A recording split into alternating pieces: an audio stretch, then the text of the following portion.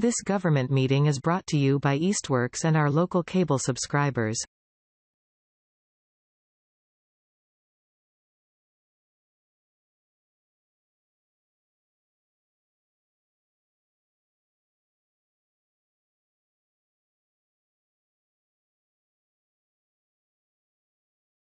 Hi, folks.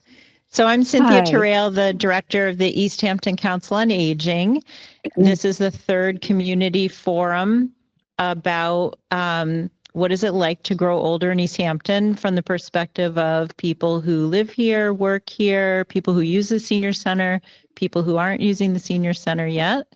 And so we have Dr. Caitlin Coyle from UMass Boston Gerontology Department to moderate tonight's forum, and I'll let her get started.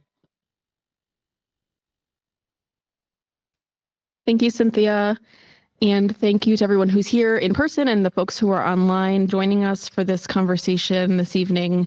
A couple of sort of things to think about before we get started. One, for those of you who are in the room, there are note cards on your chair, and those are for you to use as I'm speaking. If you have questions, comments, things that come to mind, ideas that you want to be sure to remember or to contribute to tonight's discussion, please write those things down. And also, if there's something that you want to share that maybe you don't feel comfortable sharing publicly, you're welcome to write that down, and we'll collect those cards as part of the feedback that we're getting this evening. I have prepared a number of slides to kind of describe how we got here, what we're doing here, and sort of how this information is going to be used moving forward, and some demographic information about the city of Easthampton that I want to share. While I'm doing that, I want folks who are listening to be thinking about aging in Easthampton. What do you want that to look like for yourself, for your families, your friends, your neighbors, so that we can think about, in the open portion of the conversation, really about imagining aging in Easthampton, both as it relates to the senior center, but also as it relates to the community more broadly, so that we can inform the work of the Council on Aging and the ad hoc committee, which I'll talk about in a moment, as they think about planning for the future. So with that, I'm going to go ahead and get started. If you're online, if you have questions, you can put them in the chat or raise your hand. I think that you're able to raise your hand, and that we will get to you. We will call on you when the open portion of the discussion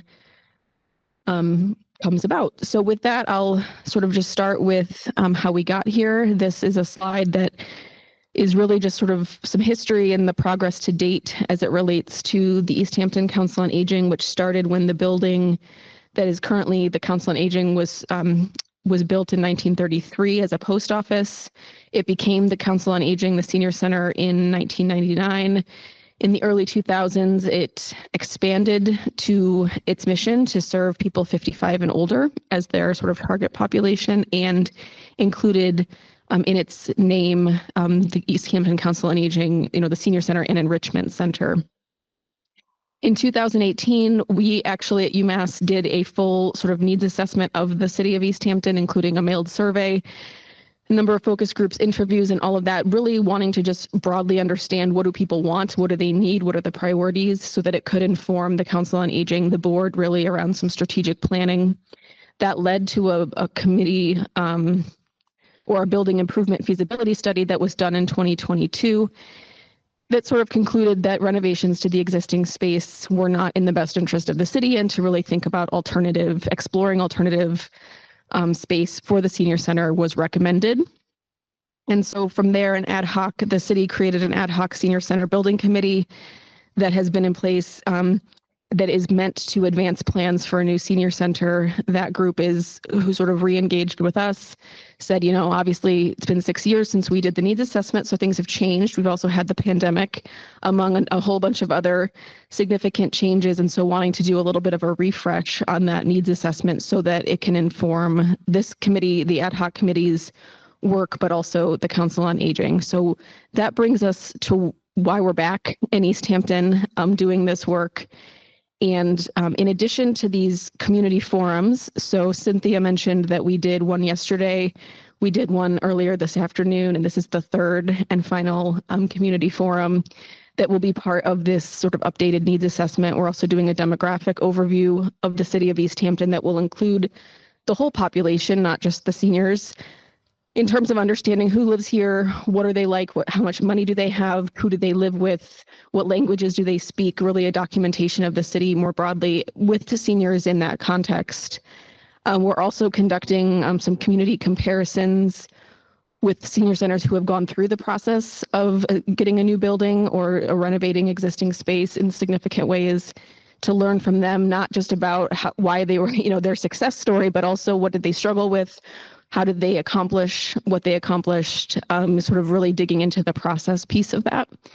The committee is really handling a lot of the site visits to other senior centers, and they've been doing that and taking good notes and documenting those that are really about sort of visiting other senior centers in terms of documenting their space, their programs, their sort of staff capacity, hours, and all of that. And then at some point in the future, we will also do a community survey of residents. That's a little TBD at the moment.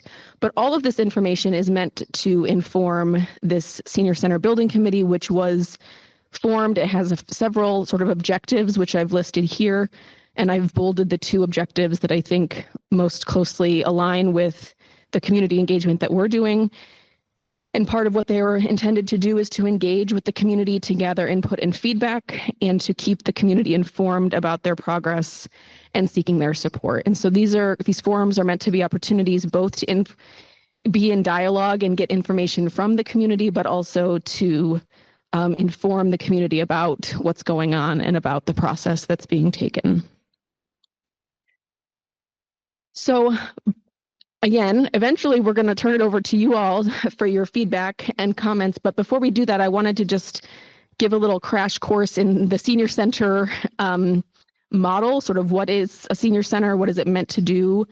And here in Massachusetts, the way we think about senior centers is that they have the functions that we all, I think, readily think about in terms of they provide services and activities for the older population. So that's the classes and the exercise programs and the art and the community sort of socialization programs. They also do connect people. They provide direct services, and they're a pass-through organization for services like Meals on Wheels and fuel assistance. But they also provide leadership in the community around the issue of senior issues and what's affecting older adults, and as sort of the hubs of information about aging services and programs in the area. And part of what they do is a lot of information and referral, connecting people to information and to resources that can be helpful to them and their families as they think about aging in the community. So I think it's just important to recognize that the programs and activities that we all sort of see with our eyes in the 4 walls of the center are huge parts of what the Council on Aging does, but that they also have these other roles. So when we think about the future, we think about what they need to be successful and how that's going to look. I think it's important to think about all of what they do, the sort of breadth of what they do, programs and activities being part of that, but also the provision of services, the information and referral, and the sort of leadership advocacy hub that they sort of represent.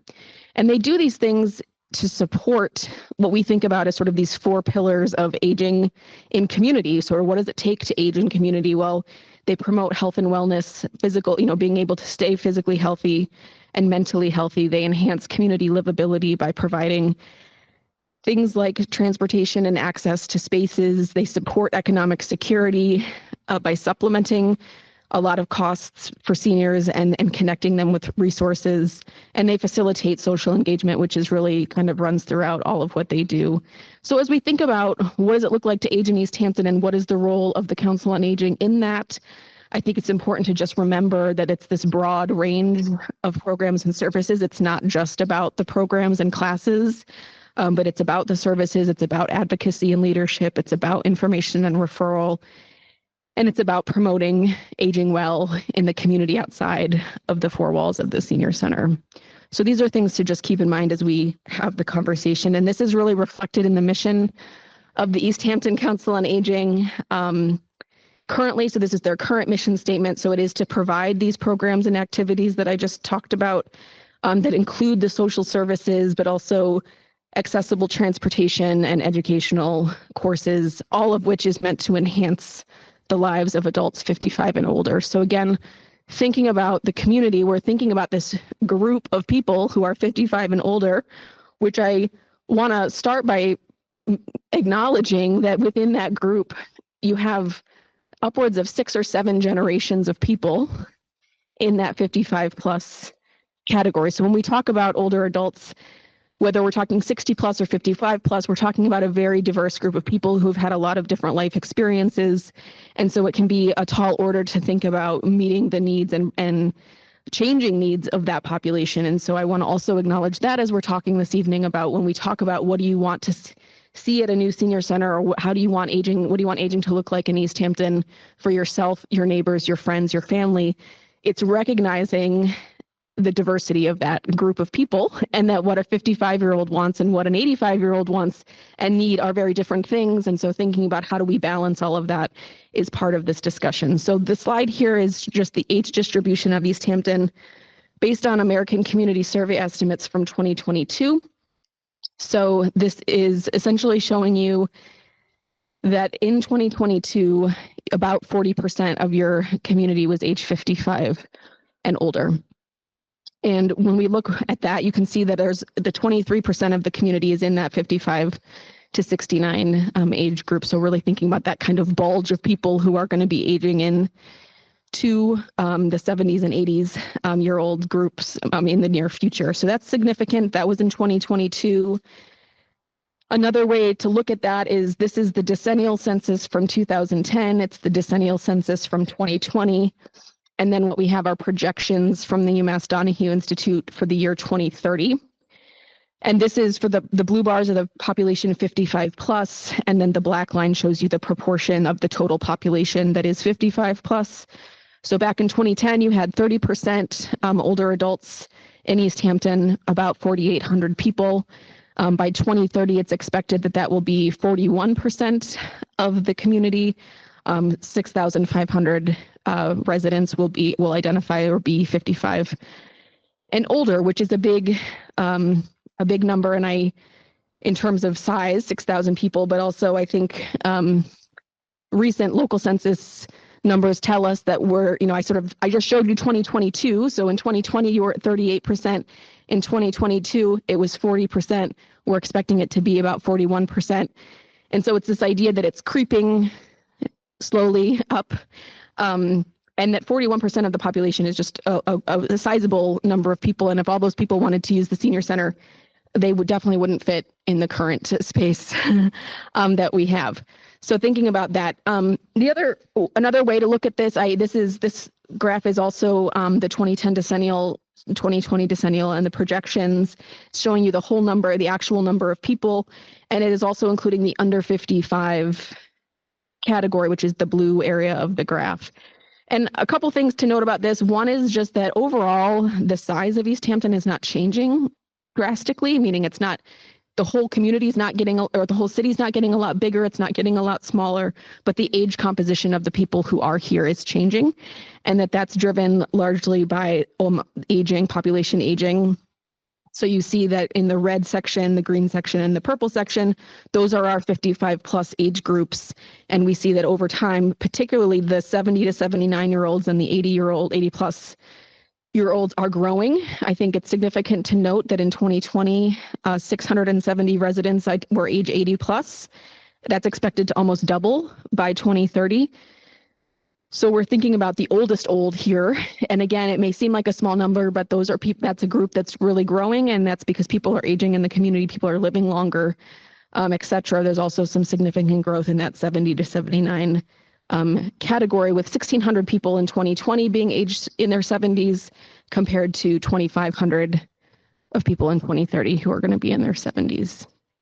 So again, I think this just gives us a little bit of a sense of who are we talking about, why are we talking about it, and really what the city's already done about it, which is actually quite a bit in terms of the needs assessment and the feasibility study, and now this committee that's really looking to think about, okay, how are we going to adapt to this change in our population, and what is that going to look like, and how can we bring the community along with us as we plan? And that's really what today's conversation is meant to be about. It's an opportunity to hear from you all as residents, advocates, people who work and live in and around the city, to think about what it's like to age in Easthampton, and ultimately to share your thoughts or suggestions about how the senior center can better serve residents 55 plus moving forward. And that includes what kind of programming and what kind of programming would interest you, what kind of services would be of use to you, your friends, your family, your neighbors, sort of what would get you in the door to participate, and how does that connect with the version of aging that you envision for yourself. So this is where we're going to sort of shift gears to hearing from you all about aging in Easthampton. And I'm hoping that we will start with a relatively easy question. And again, we've got someone who's monitoring the chat and hands raising on the Zoom. So hopefully I don't have to try to pay attention to too many things at once.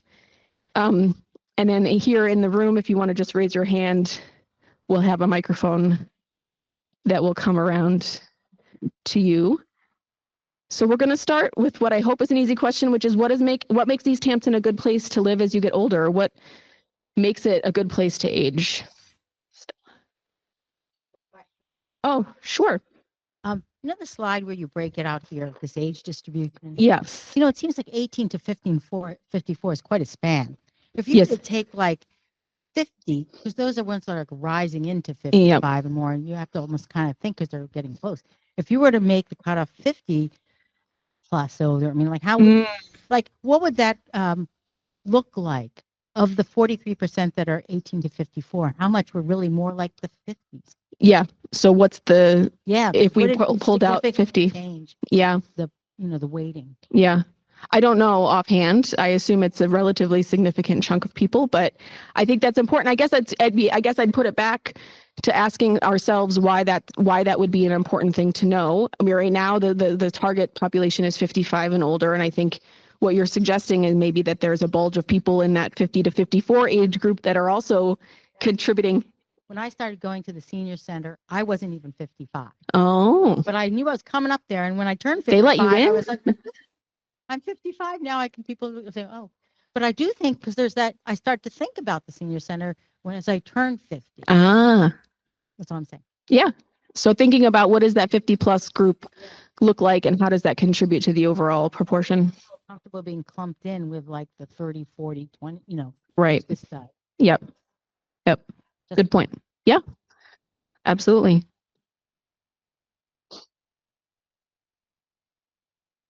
Okay. What makes Easthampton a good place to age?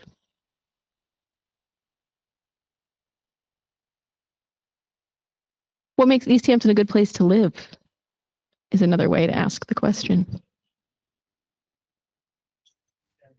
What makes it a good place to age is that the human service sector of the municipal employees are very caring and provide comprehensive services, particularly the COA, Public Health Department, and Veteran Services. We all work together closely. We have close relationships with each other because we have to do that in order to help our residents and veterans. So that's something that we all have different skills and everything that work together, and we all pool our resources when we need to and bring people out into the community, bring people together. So that makes it a really great place to be as you age. Yeah, that's hugely important. I mean, I think the Veteran Services is co-located at the current senior center. You at least have some office space there. Yes.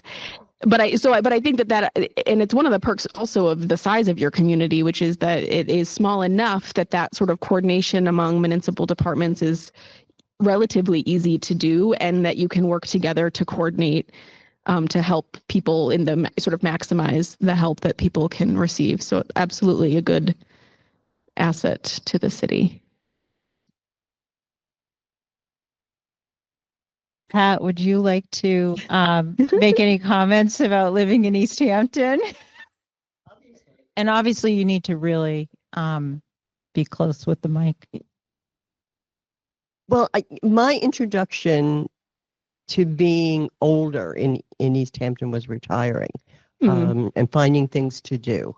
And one of them was the senior tax write-off program, which I joined, and I've been working at the Council on Aging. I am heartily impressed by the level of services, the understanding that they give to people. I'm just amazed at it all the time. I think it's an excellent, excellent place. Yeah. I think, it's Easthampton is a good place to live. There's a lot of services. I'll be honest, I'm a River Valley person, so having that right in the center of town almost is really just wonderful for me. So I see it as a place that's moving forward, not as a place that's stagnating or moving back. Can I pick on you for a second and just ask, you mentioned, your sort of aging in Easthampton sort of started when you retired, and I'm curious how you went from retiring to the tax work-off program, sort of what led you to the senior center?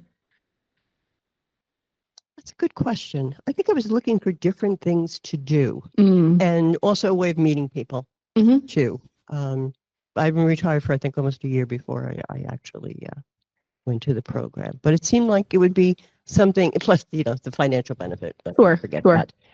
But yeah, it just seems a way of becoming part of the community more so. Thank you. Thank you for that. And I think that's valuable for a number of reasons. And I just pick on that issue because I think when we're thinking about the 50 plus, 55 plus, we're thinking about people who are still working, maybe they're retiring, maybe in sort of thinking about how do they make that mental connection of getting to the, in your case, it's about volunteering and being part of the community and meeting new people and having some social engagement and the financial benefit of the property tax work-off program, which for people who may not know what that is, it's a way of, you volunteer a certain number of hours per year and you get a rebate on your property taxes. So I'd like to sort of pull that out. So thank you for sharing. Other things that make Easthampton a good place.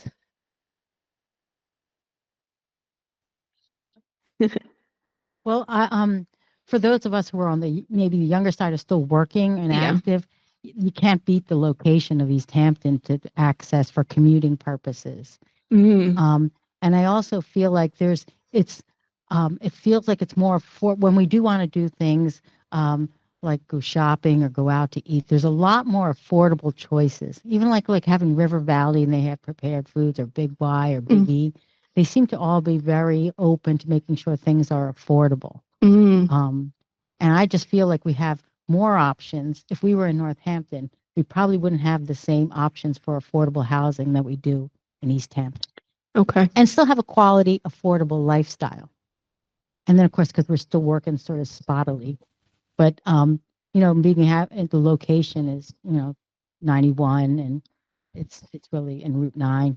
Yeah, the geographic location still makes quite a difference. Yeah, and I think the options, you gave a couple of examples of options in terms of affordable food, but also some housing, affordable, maybe more affordable, more options than maybe neighboring communities. And I think that idea of a range of options is what I'm hearing. It's important.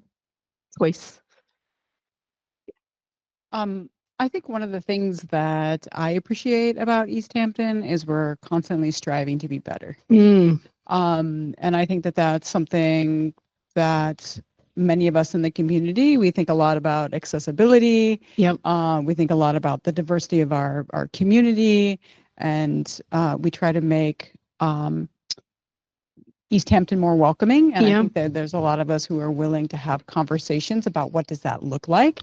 And most importantly, I think we try to have conversations with the populations of people that we're actually talking about, right? It's not me as a woman, as a white woman, saying, well, this is what I think this population needs, but we're actually trying to have conversations with the people who are most impacted by that. And I think that those are difficult conversations, but I think that there's a willingness on the part of many in the community to be able to have those conversations and know that I don't know everybody's lived experience, right? But I'm making that effort to be engaged and to be a part of those conversations. And so I think that that's something that I'm willing and I appreciate, I'm willing to engage in, but also that I appreciate about Easthampton is that there's a lot of people out there who are willing to engage in those difficult conversations. Yeah, huge. that willingness and the willingness to have the conversation, willingness to raise your hand and participate in these conversations. And I think Pat mentioned, sort of moving forward and not staying stagnant is something that's a theme that I'm sort of hearing about Easthampton. Yeah. Hi, thank you. One of the things I like about Easthampton is that there's a lot of ways in which you can exercise. So there's a bike trail that's pretty, from here you can go as far as UMass, or you can go in the other direction. You can bike to Big Y in Southampton. Mount Tom is right here, so you can hike Mount Tom, Mount Holyoke. You can get out. And it's just pretty. So it's like you can go outside, and you don't have to go very far to be in an environment where you can breathe and you can see the sunset and the sunrise. And I think it's just that part of being out in nature and being able to grow vegetables and eat your vegetables. I mean, I think all of that is very positive for me. Yeah, absolutely. And so much of what you mentioned about exercise is about the outdoor access to the outdoors and being physically active outside. And both that might mean going to get your groceries at Big Y, but it also might mean hiking just for the fun of hiking and sort of all of those different sort of versions of physical activity. And I'm curious about indoor exercise, but in terms of where people do that and what the amenities are for that. So if anybody feels like filling me in, go for it. Otherwise, I'll. Yeah, so there's a pool in the summertime at Nonotuck Park, which I don't know, did that just reopen? Just reopen, and I went there this year for a couple of times, and it was great. It was the pool was beautiful, the water was clean, there were kids jumping around having fun. It was just really nice. Just you could see families, and you got a sense of people. There was it was a lot of diversity in terms of the people who you observed, and just it was just a nice experience to be there with your neighbors, even though they might not be your direct neighbors, right, and just be able to say hello to people or laugh and just see kids having fun. So that was one thing. And as far as like the I belong to the Holyoke YMCA, which is very close by. You just zip down there. It's 10 minutes, and they have a whole range of programs that you can swim or exercise or whatever. Right. And here in Easthampton, there are a couple of different places where you can do yoga, mental health type yoga. Yeah, I mean, there's stuff indoors. Yep. Great. Thank you. And then we have somebody who is online, Anne, so you can unmute her. All right, Anne, go ahead.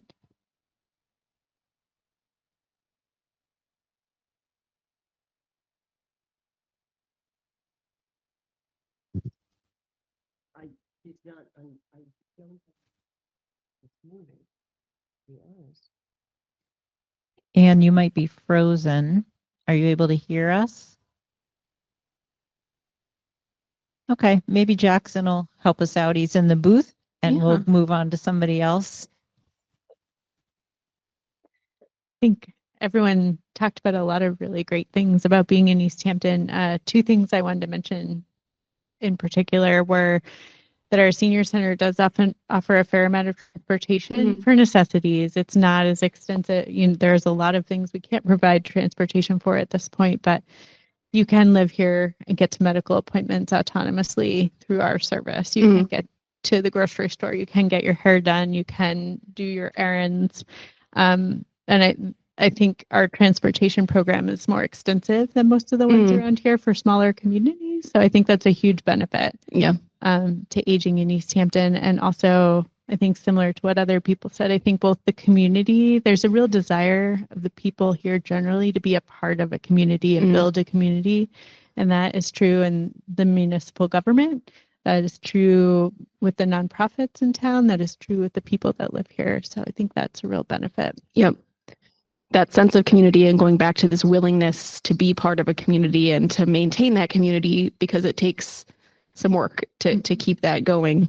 And the transportation is huge in terms of, we know it's limited, we know there's holes in it, but the fact that you have the ability to get to a medical appointment autonomously or get to a hairdressing appointment if you no longer drive or you'd rather not drive is a huge asset to aging in Easthampton.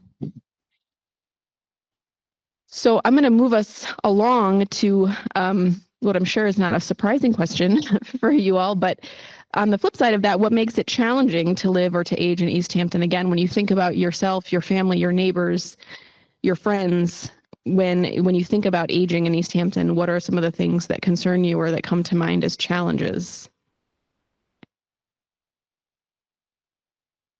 Well, it's funny you talk about transportation, because for me, that's one of the biggest things.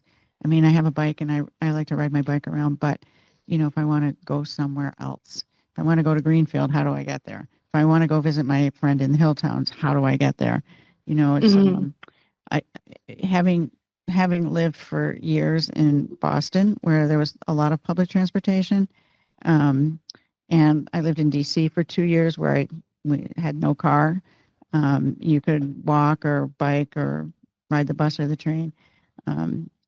It's just the idea of, you just have to drive everywhere. And, I'm already hearing my kids say, someday you're gonna have to give up your keys. And I'm saying, I'm never giving up my keys. Even though I think there will come a point in time where it's probably safer for me not to drive. And so when that happens, how do I go to Boston? I got to get on a bus to go to a bus to go to another bus to go in.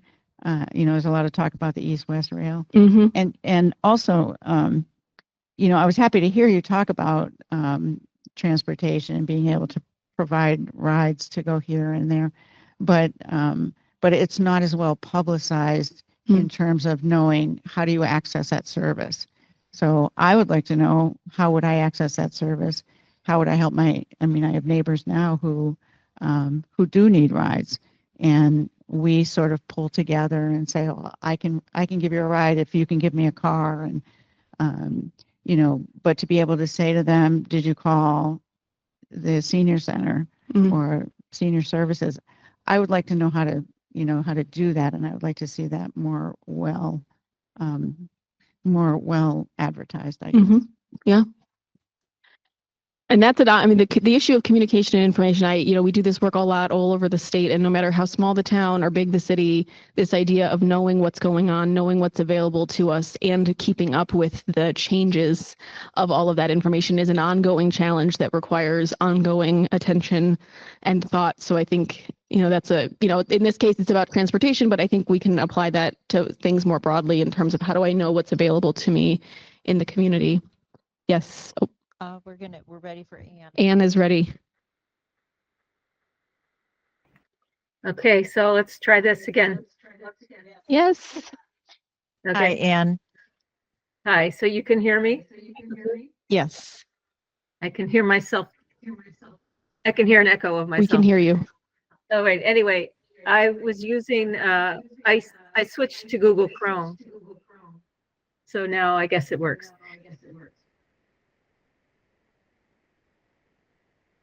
Oh no, you're frozen. This is one of the challenges of living in New England, but also in Easthampton. Yeah. Not everybody has fast she's back, internet. I think. Are you back, Anne? I can hear you fine. Okay, we can hear you. All right. Again. Yeah, well, yeah, right. Yes, the internet service here really stinks. Okay. So that's one thing I don't like. Yep. I really, I like living here a lot. I've lived here 11 years. And I purposely chose a place that was walkable to many parts of town. I am concerned about, my place has 4 levels. So I'm not going to be able to manage it forever. I'm going to need to move, and I really am worried about that. I hope that the town really gets into this what are the ADU? Accessory dwelling. Accessory dwelling units. Yeah, I think that would be a great setting for me. So yeah, overall, I really like it. I like being able to walk up Mount Tom or go to Arcadia or whatever.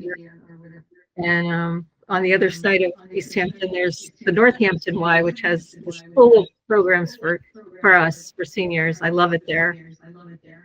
And they have an outreach program at the senior center. I work at both places, by the way. Got it. Full disclosure. Yeah. So anyway, thank you. Thank you, Anne. Yes. So I think a couple things, one, obviously the internet connection, always improving, always can be improved. And especially as we think about hybrid meetings and the future of what participation looks like, that's always something to keep in mind. And I think the walkability piece that you mentioned as being a part of why you came to Easthampton and why aging in Easthampton is a good thing. What makes Easthampton a good place to age is that you can walk, walkability, not just to enjoy nature, but also to get places and to get access to amenities. And then the issue of downsizing options or housing options that are appropriate for people who can't manage a 4-story home at some point, and what those options might look like is something that's concerning to Anne. And I think obviously we have a housing crisis in our state and possibly in the country. So thinking about what that means locally is obviously a challenge. So I just want to speak to transportation again, real quick. So for veterans of any ages, elders as well, they should reach out to their veteran service officer, who's me. And so there's a lot of different transportation options.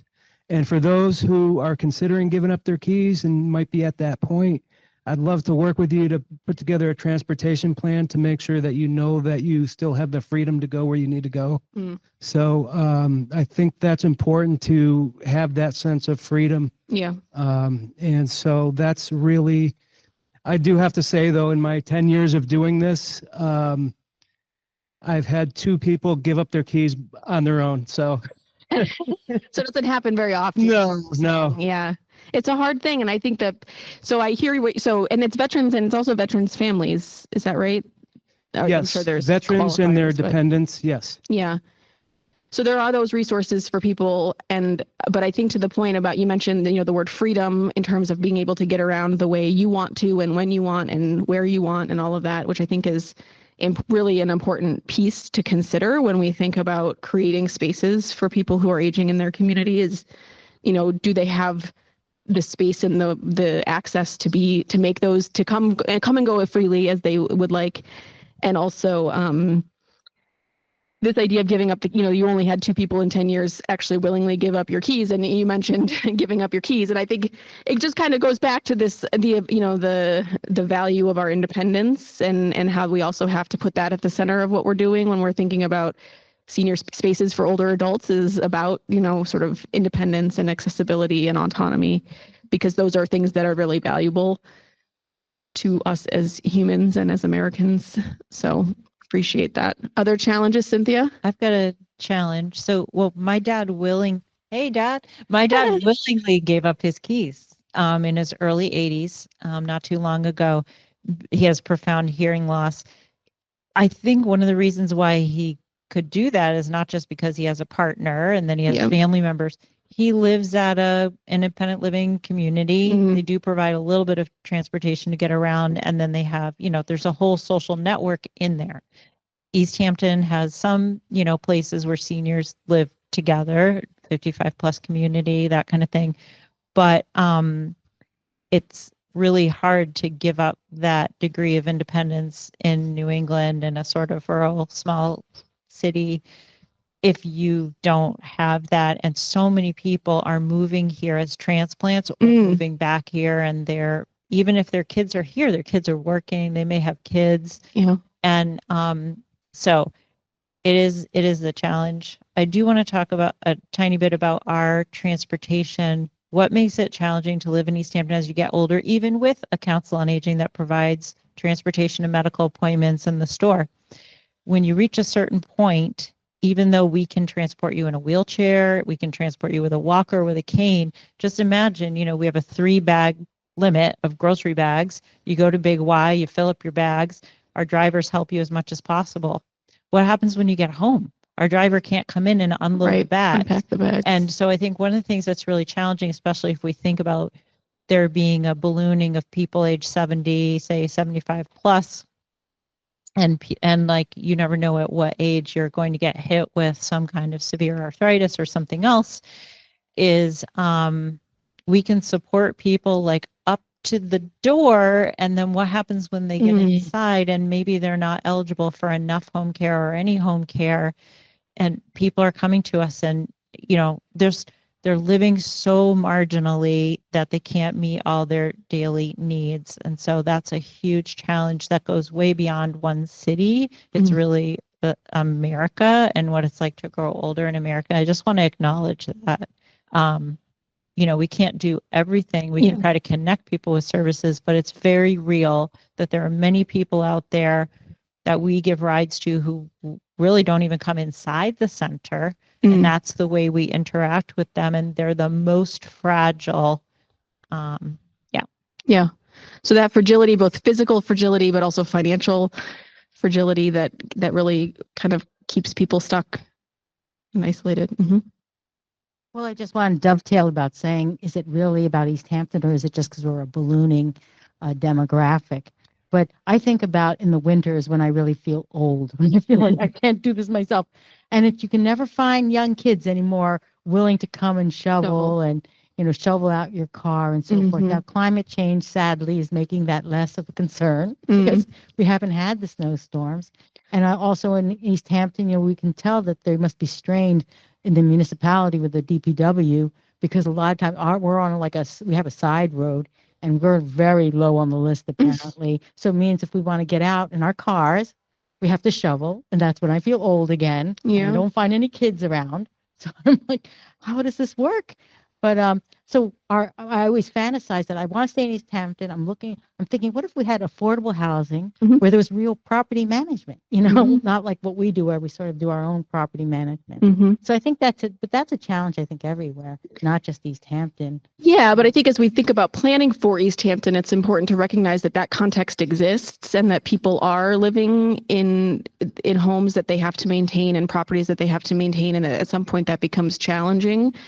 And so, maybe they're not coming to the senior center, or maybe they, but that those things could be useful to them in terms of being able to age independently.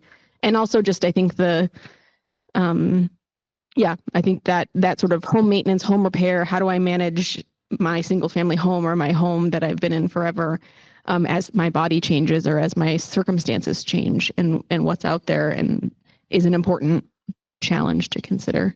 Is there someone online? So Caitlin, Carol says, I think healthcare options are limited here, and as a fairly new transplant to Easthampton, I was shocked by the amount of time it takes to establish yourself as a new patient for medical, dental, eye health. The issue is bigger than Easthampton, but it's been the biggest challenge for me. Absolutely. That is not an Easthampton specific issue, but it is absolutely true here. And it's true in a lot of places that access to healthcare is becoming much more difficult, especially if you're new and you have to find someone that's accepting new patients and then wait 6 months to get that appointment, et cetera. So thinking about that as another major challenge to aging in Easthampton, which again is not an Easthampton specific problem, but it is something that people are dealing with on their own. Yes.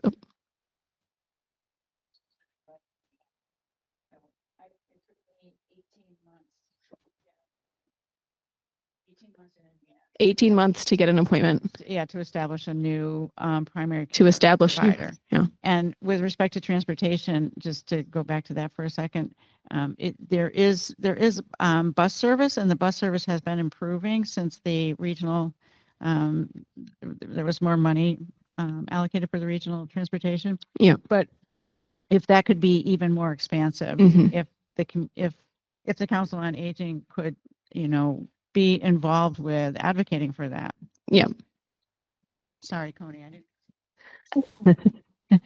Full disclosure, I'm on the advisory board. The Council on Aging's and the mayors are on the advisory board of the regional transit authorities. And we have a lot to learn about how we can influence that, but don't hesitate to make suggestions to either me or the mayor.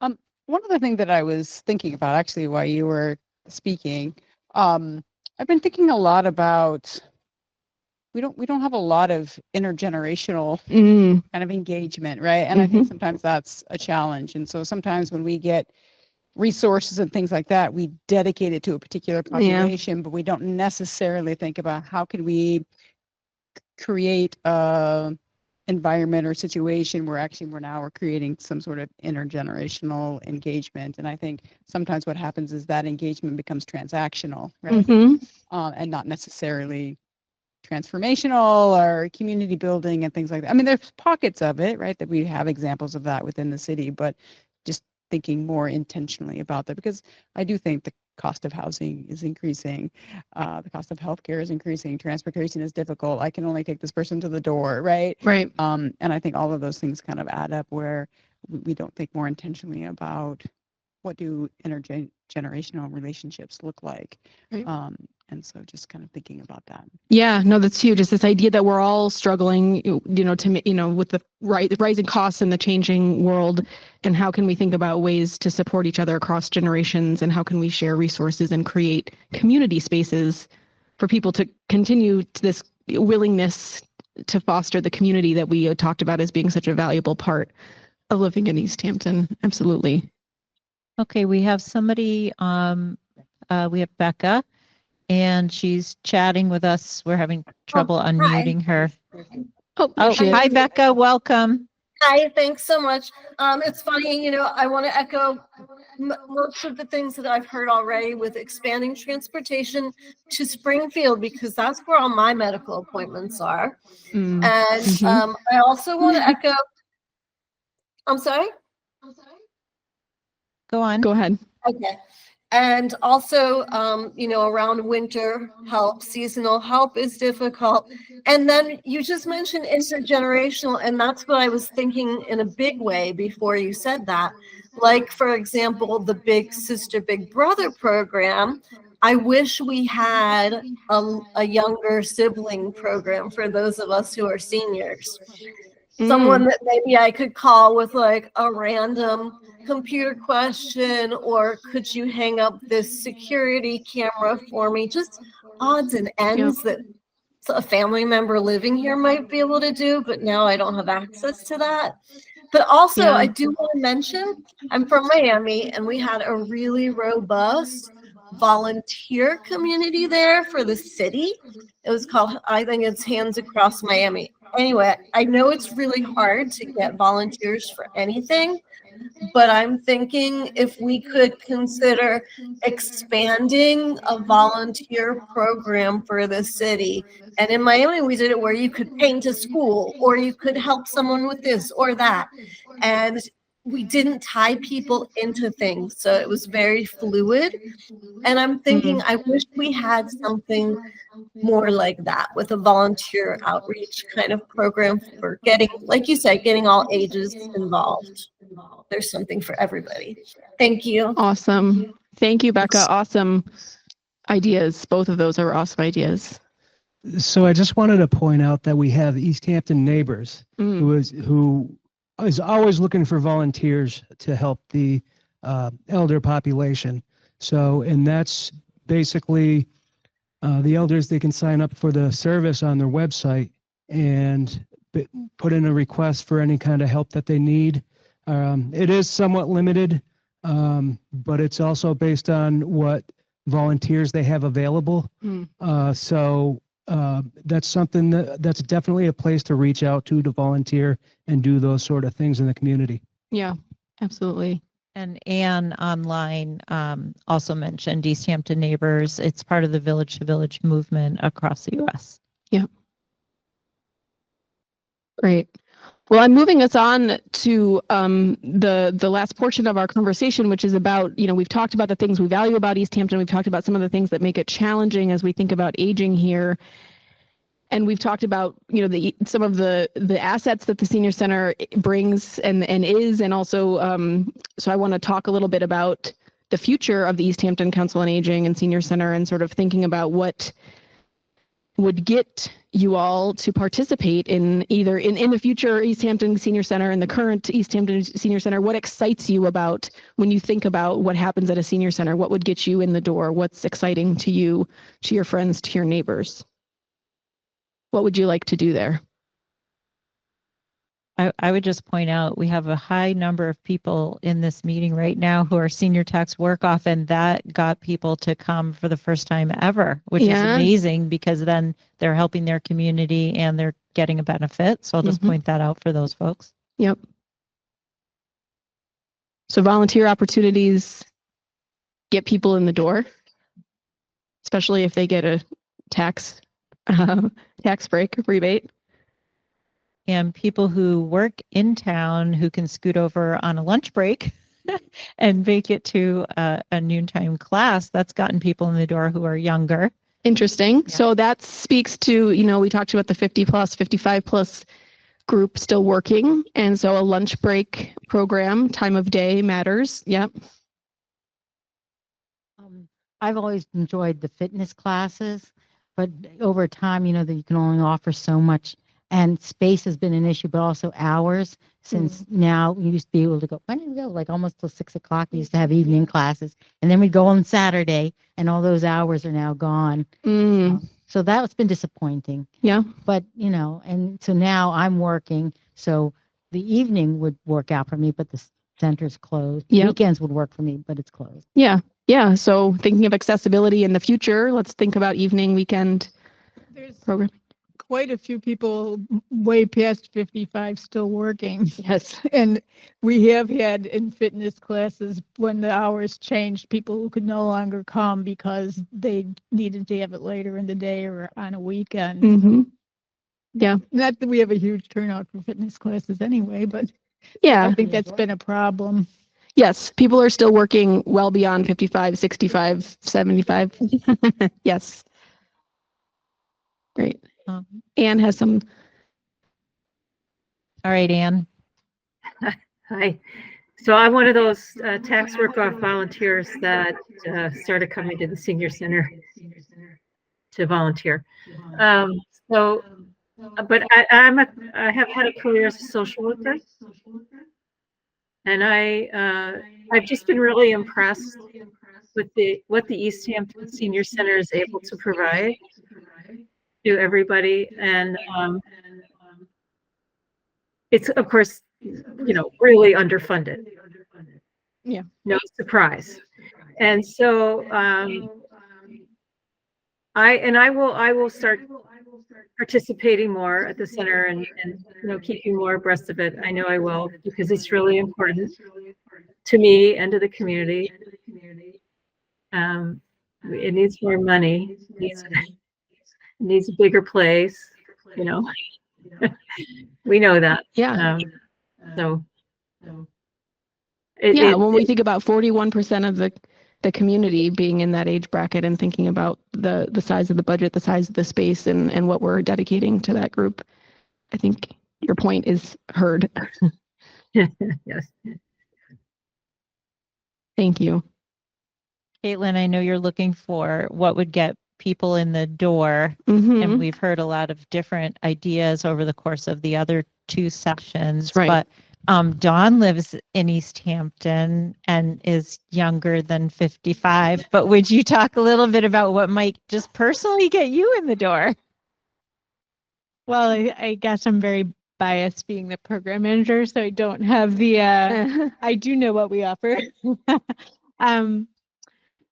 I think there's a couple of things. One, for some folks, they're working, they have a robust community around them already. They don't need some of the things we offer. Although I do think there's often something that gets them in the door. We try to provide a wide range of opportunities, both for social and educational and services, so that we're reaching we're offering something to everybody, and then hopefully you come in and maybe there's something else you could use. We do a lot of partnering within the community, with the library, with the schools, with other municipal government. I mean, obviously veteran services.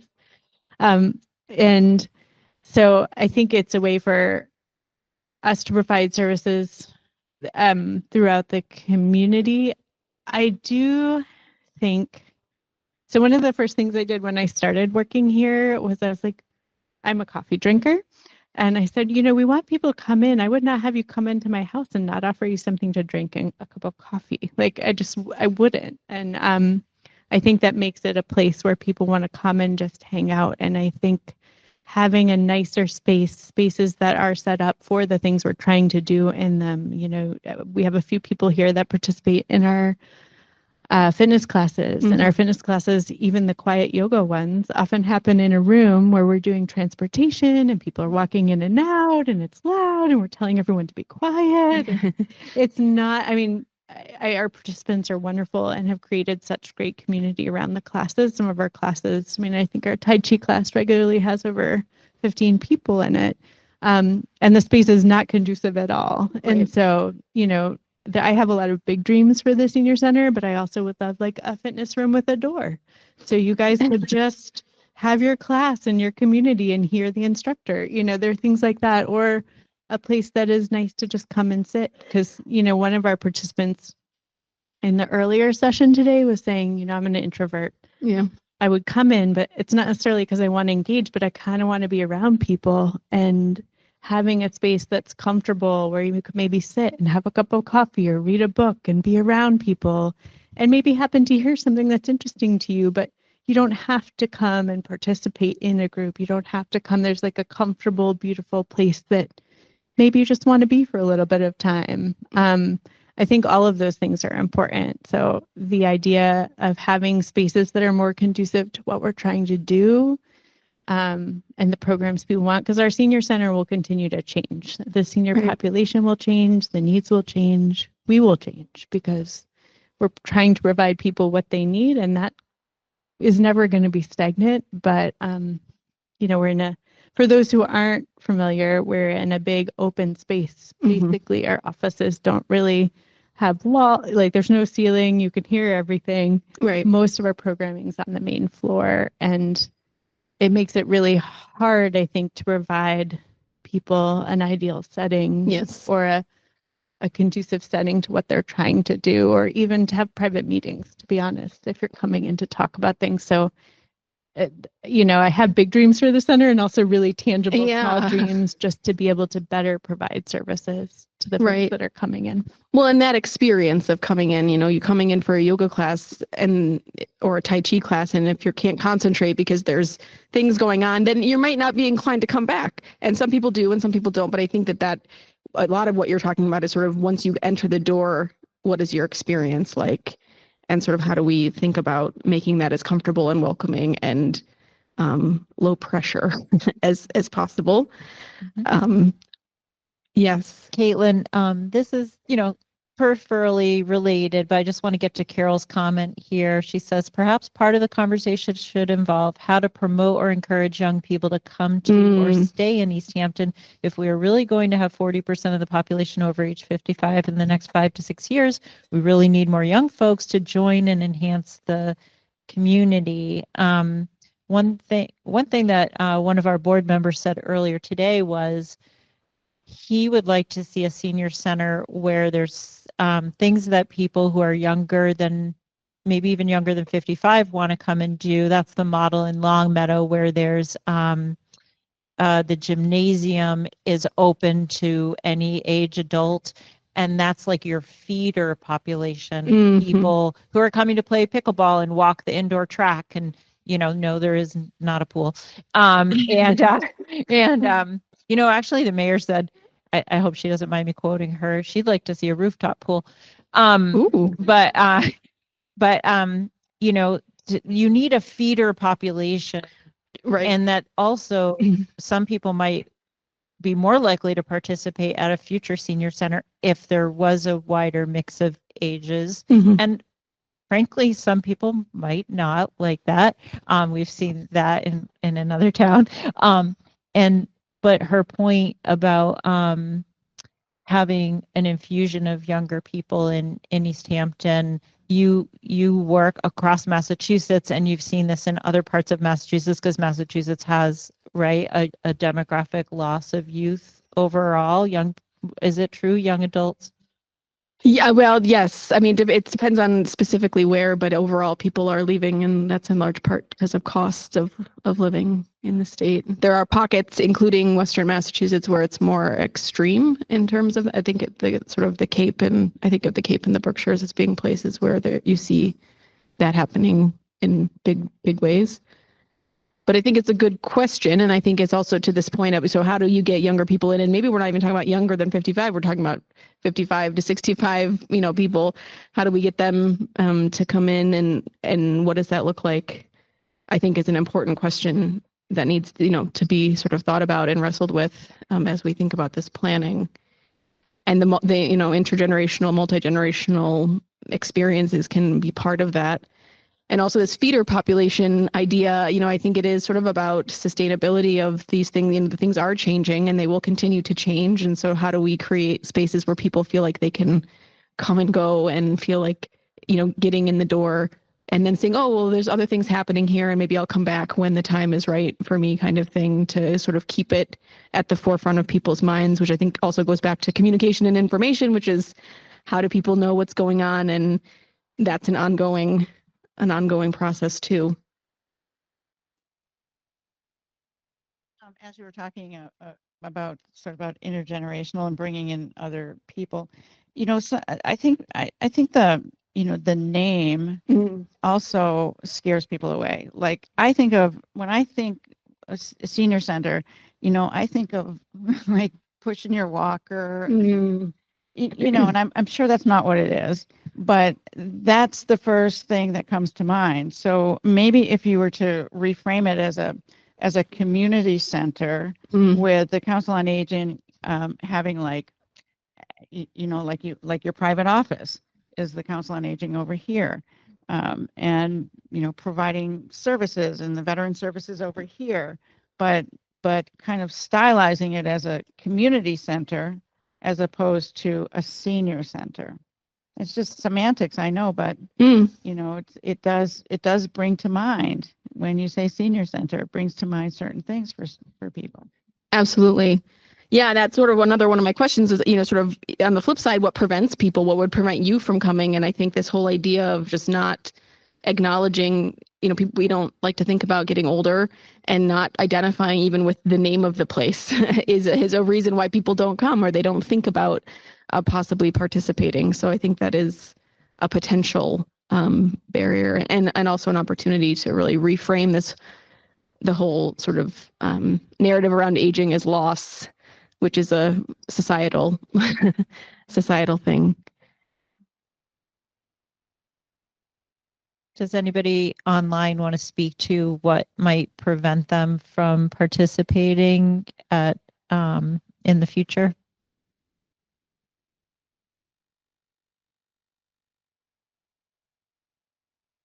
If nobody's going to say the elephant in the room, I'm going to say it. If there was no parking, and if we were like, no, people are going to walk and take the bike and the bus there, we're not going to pave over Paradise.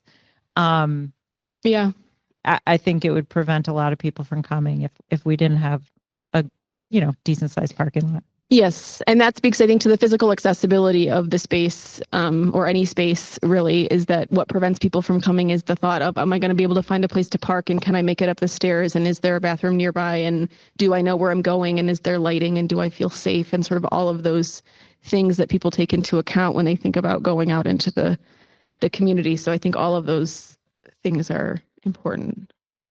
I just would add to the parking also transportation. We do a lot of transportation, and there's a lot of transportation we're not able to provide. And so if you can't get to the senior center, for whatever reason, parking spaces or just ability to get there, transportation. So yep. No bus after 6 o'clock. Right. Yeah. You get there, but you can't get home. That's interesting. Yeah. And I think we already talked about this. If I don't know that it exists or I don't know what goes on there, that whole idea of knowledge and awareness is another thing that would prevent people from participating, is if they just simply weren't aware of what was happening and what was going on there. Well, with that, I want to wrap up on the questions and invite anyone. Is there anyone online that has any additional thoughts or questions about the future of the Easthampton Senior Center? Well, I mean, this one kind of sums everything up. Carol says, I had been thinking of doing an exercise class or two, but hearing that everything is happening in one room is a deterrent for me. Oh. Carol, there is some space right now so that you could come for an exercise class, and we have a quiet please sign, which not everybody appreciates, by the way. But we hope that you at least come check it out. But yeah, that is important. That is important. Just a couple of next steps. One, if folks are watching this after the fact and they are feeling compelled to share their thoughts, their questions, their input, they are invited to come to the Council on Aging and share that information. There is a suggestion box there that you can drop your comment or question in, and we'll include it in part of this information gathering phase.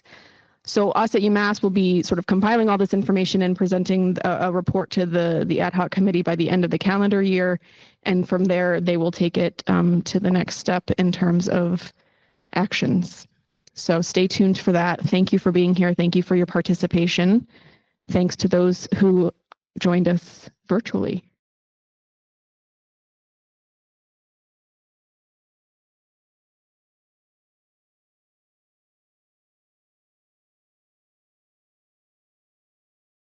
This government meeting is brought to you by Eastworks and our local cable subscribers.